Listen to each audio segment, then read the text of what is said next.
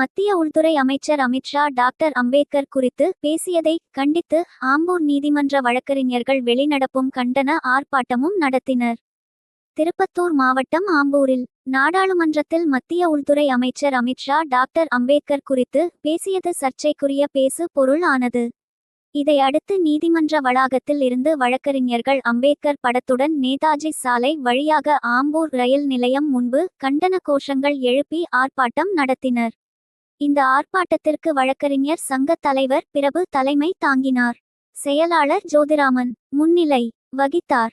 இதில் முன்னாள் வழக்கறிஞர் சங்க தலைவர் சந்திரன், பாபு, வேலு, சுந்தரேசன், விஜயகுமார், பிரேம்குமார், முகமது அலி, ராஜேஷ் மற்றும் 20க்கும் மேற்பட்ட வழக்கறிஞர்கள் கலந்து கொண்டனர். அமித்ஷா